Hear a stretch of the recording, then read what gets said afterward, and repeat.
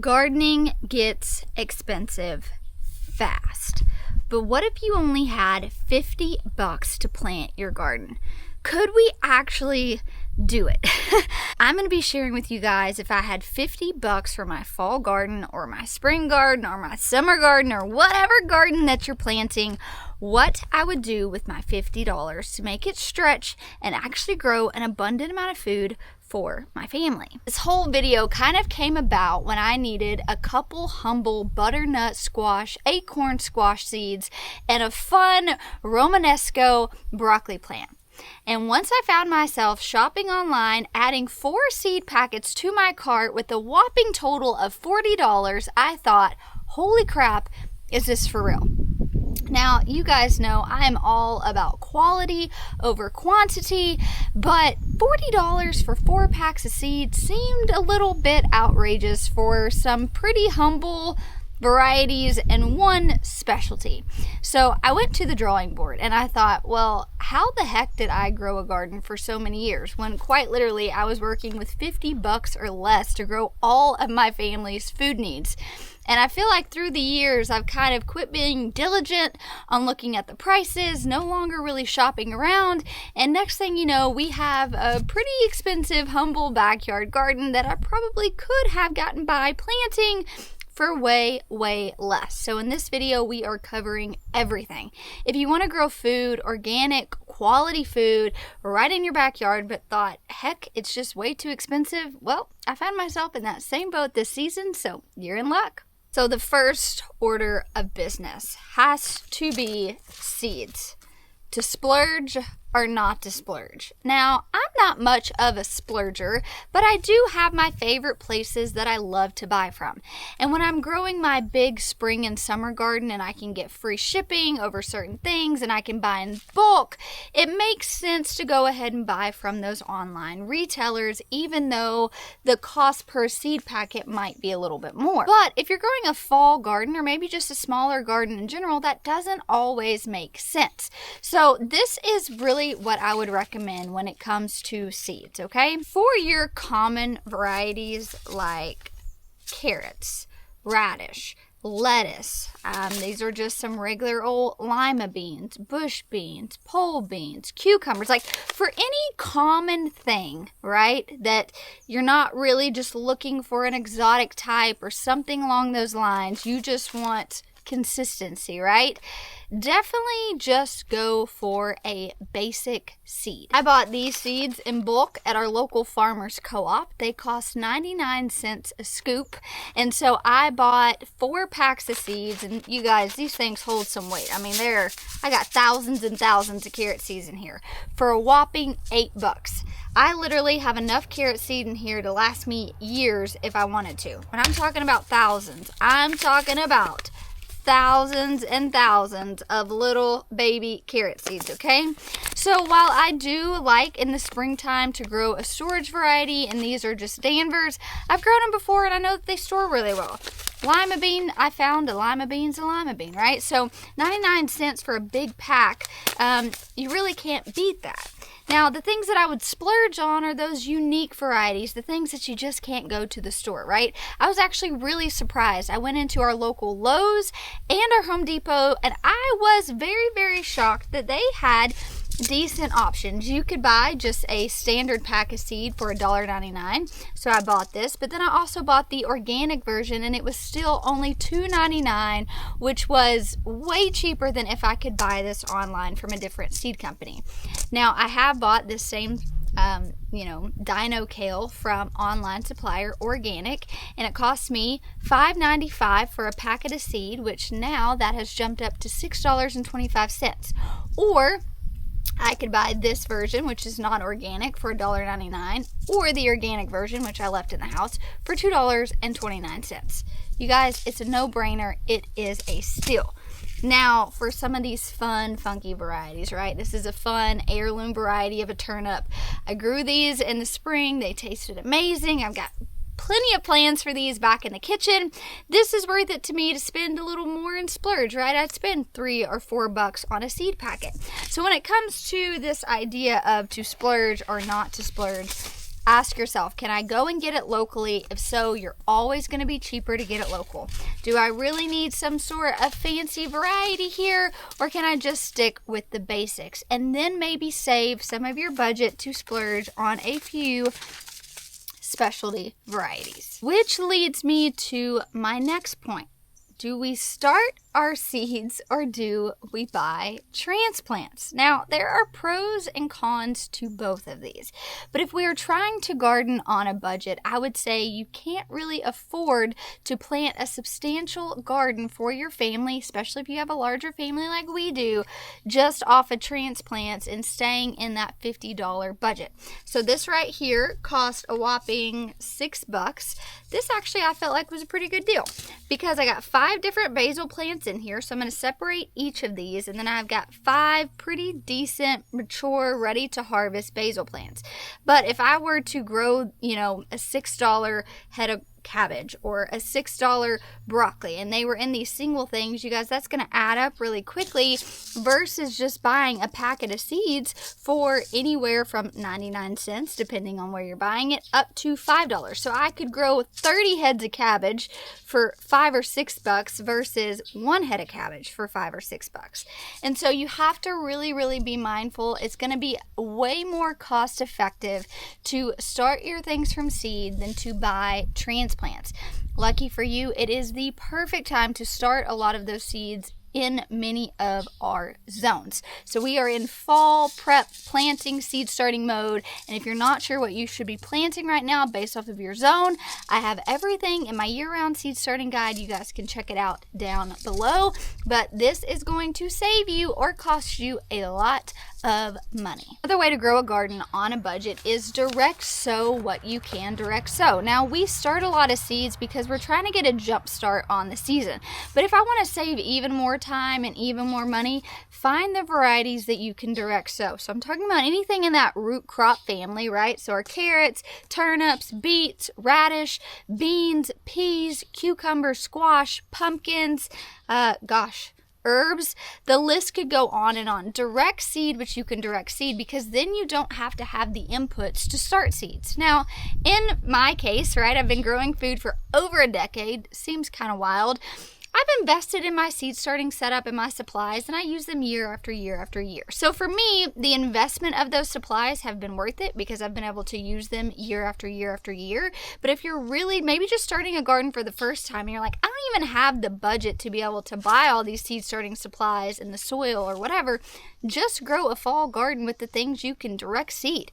That can be spinach, that can be kale, that can be chard, that can be lettuce. There are so many things you can direct seed and completely skip the need to have to start them and then, put out your own transplants. So that's another thing I would be thinking about if you're wanting to start gardening, but you're trying to stay at that $50 budget.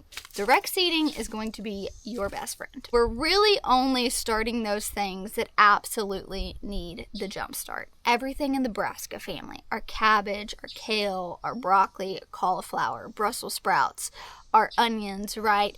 Those are the things that it's just not going to benefit that plant to direct seed it, or maybe you live in a zone where you're needing it. It wouldn't even reach maturity, right, before your frost came. And so really ask yourself and think. And maybe if you're not even consuming and eating and cooking with those things, you can just, like I said, skip them all together and have a beautiful leafy green garden full of lots of different herbs and root veggies and lettuce and greens and things like that. And I think that's totally fine. When I look back to my first few gardens, there were way more lettuce and kales and things like that tucked in than there were heads of cabbage and broccoli and cauliflower, primarily because I had no idea how to start seeds, and quite frankly, I couldn't afford to buy the transplants at our local nursery, so I just made do with what I had. But I learned a whole lot in that season, and I'm so glad I just decided to say yes and grow anyways, because what do you know, a few years later, this is where I've landed.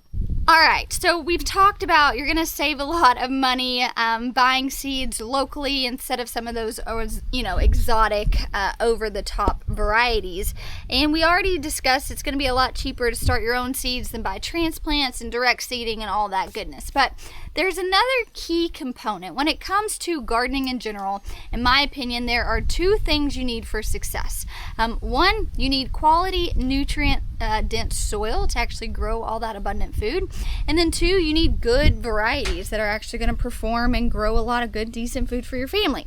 And so when I approach my garden, I'm thinking about it way less in terms of aesthetically and more in terms of sustainability. So after you have your seeds locked in, then we get to move to our nutrients, right? What are we actually putting in our garden beds? And I want to say this loud and proud, and I know all of you guys might not love it, but I'm going to say it anyways. Spend money on essentials, not aesthetics. Stung a little, I know. Spend money on nutrients and not aesthetics. I could give a rat's hair if my garden is pretty. If it's productive, that is really all I care about. And so, you don't see a lot of fancy frilly stuff in my garden, but you see a whole lot of productivity. You see a heck of a lot of food being cranked out year round, because that is what I prioritize and I focus on. So I'm not actually filling my beds up each garden season, because that costs a lot of money. The amount of spaces we have here on the farm, we have to actually hire a dump truck driver, bring us a massive truckload of compost, and we do that once a year. And we'll go through every spring and we'll top dress all of our beds. But just for our in-between bed preps, we're just using quality organic amendments. So I would say half of your price for starting a garden is going to be seed, and then the other half has to be either, base soil to start with or quality amendments. And so we are just amending our bed every time something comes out, whether that's worm castings, whether that's a worm tea. Maybe you have rabbits or access to rabbit poop. You can make rabbit tea. That's a really, really great cost-effective way to add nutrients. You could do an azomite. Redmond Agriculture has a great product called Mineralite, and a build which just wakes up the soil biology. So those are all really, really great options. And while it might not be popular or trending, it is okay to just skip the pretty stuff. At least in my opinion. For me, there is something really pretty about cooking a delicious meal from scratch. There is really something pretty about walking through a humble garden, and it might not be filled with the beautiful stones or the flags or all the other decorative things, but it's wholesome, it's productive. And for me, I have found that I have to find beauty in that to be really encouraged.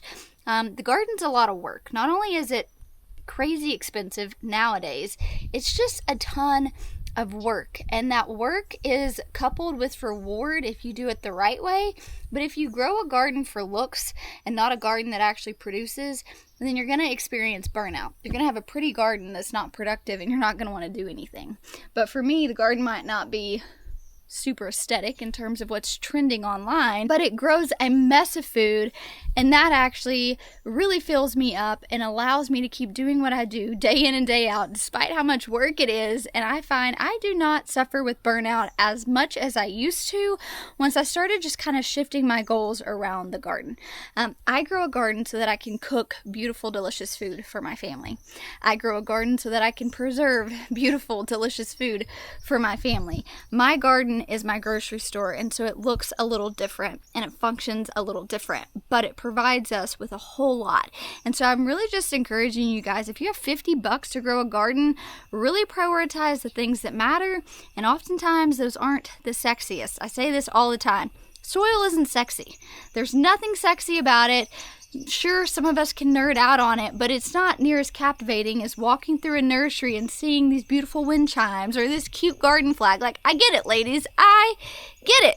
But sometimes I just have to step back and say, you know what, that garden flag's not going to grow me food, and that wind chime, while it might be pretty, isn't actually going to fill my dinner plate to feed my family. So I'm going to spend that money on quality seeds, quality soil amendments, things that will actually be worth my money and actually provide a little bit of bang for my buck. All right, so let's break it down. The bulk of your budget here is going to be spent on amendments. Now, the type of amendments that you choose is going to to vary in the pricing. I showed you can buy worm castings from a local box store. It's going to be a lot cheaper versus buying from a local farmer. So for me, my worm castings come from Mindful Farmer.